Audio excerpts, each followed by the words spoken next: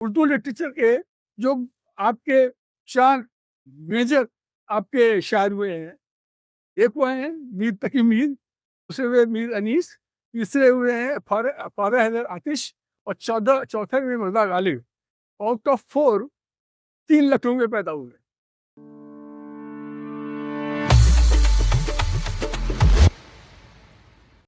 I'll open my dialogue with you with a very simple couplet about the Lucknow. एक शेर और that यूं तो हर शहर यूं तो हर शहर का अपना एक मिजाज है, यूं तो हर शहर का अपना एक मिजाज है, पर अंदाज हम लखनऊ वालों का कुछ खास है। और चले जाए जहां में कहीं, रहता एक लखनऊ हमेशा हमारे साथ है।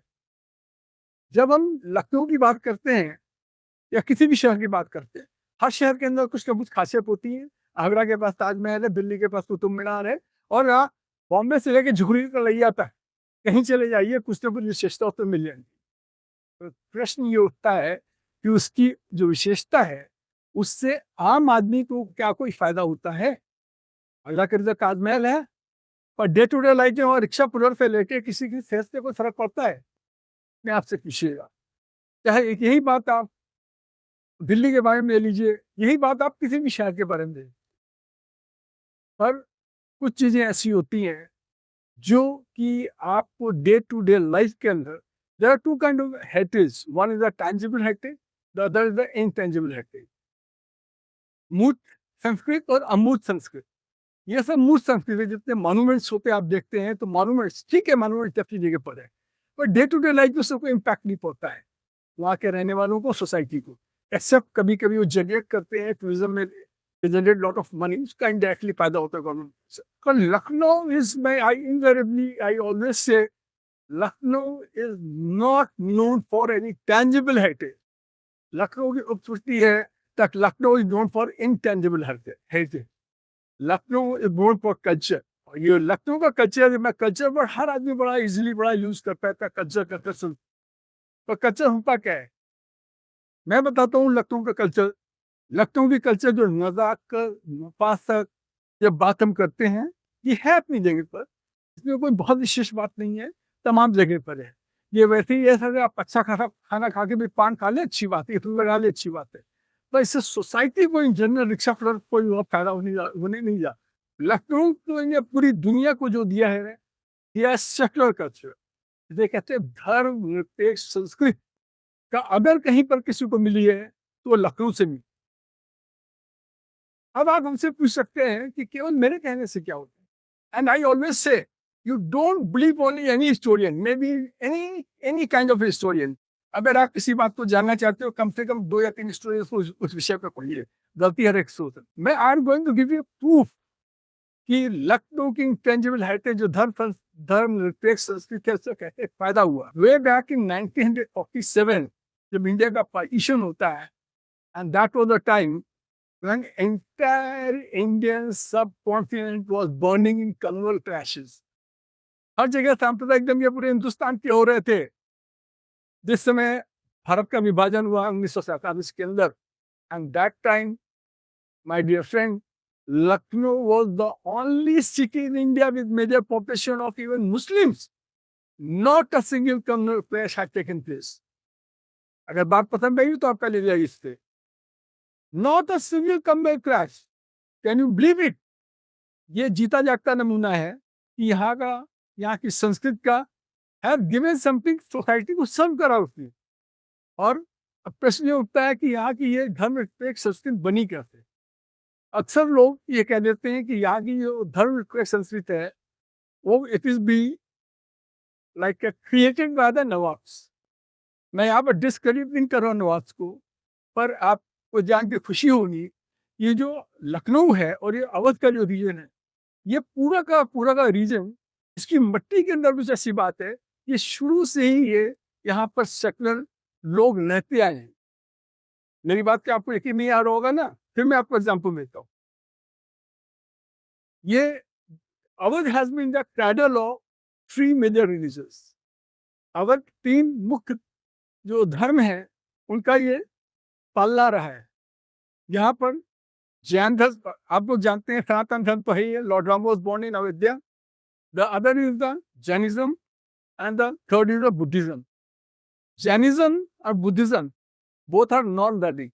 सनातन धर्म के अंदर क्या है, अंतिम प्रमाण हम मानते हैं वेदों को, और वो ये दोनों वेदों को मानते ही नहीं है, जड़ से नहीं मानते। पर क्या कभी हमने कन्नड़ बैच सुना यहाँ पर हुआ आज तक?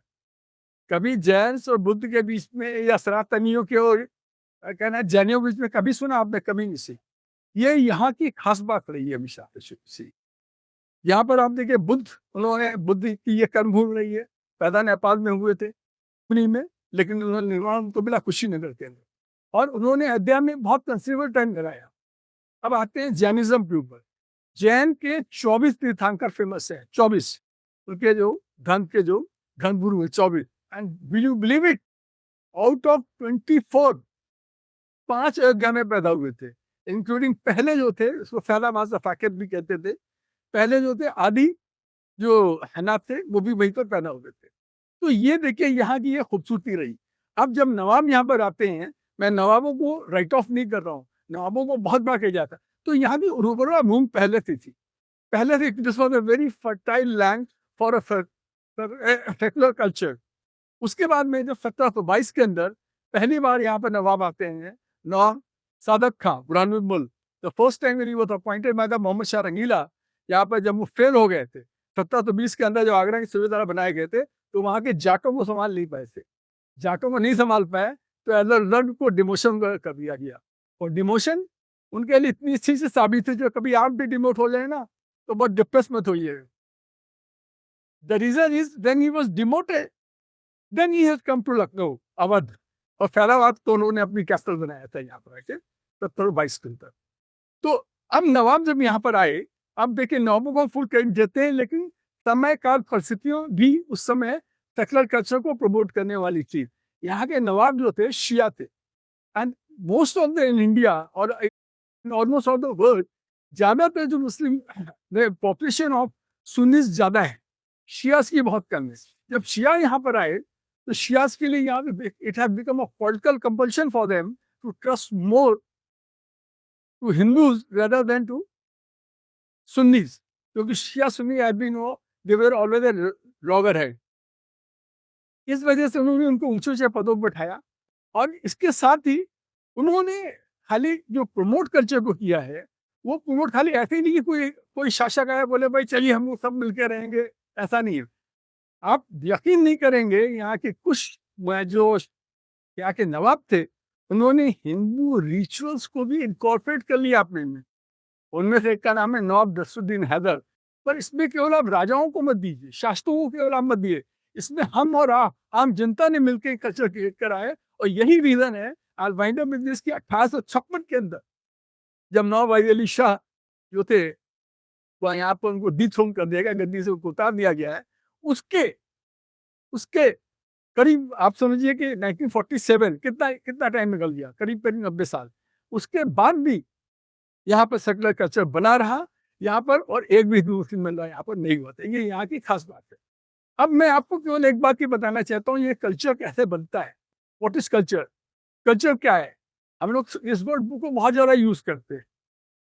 कल्चर जो है बेसिकली कोई भी चीज, this is not a fashion, if you agree with me that's great, because मैंने बहुत पढ़ा इसके ऊपर कि कल्चर क्या है, पर कोई मेरे को कन्विंसिंग डेफिनेशन नहीं मिली, तो मैंने खुद अपनी डेफिनेशन उसकी बनाई।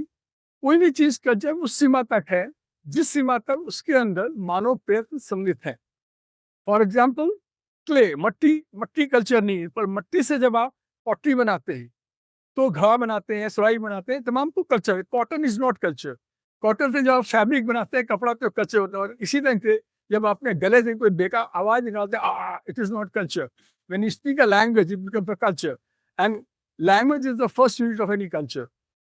और इन लखनऊ के इस कल्चर को बनाने के लिए बहुत लोगों ने काम किया, और उनके अंदर मुख्य तौर से मैं इन लोगों को देना चाहूंगा, यहाँ के साहित्यकार, यहाँ के संगीतकार, इन लोगों का बहुत बड़ा योगदान रहा।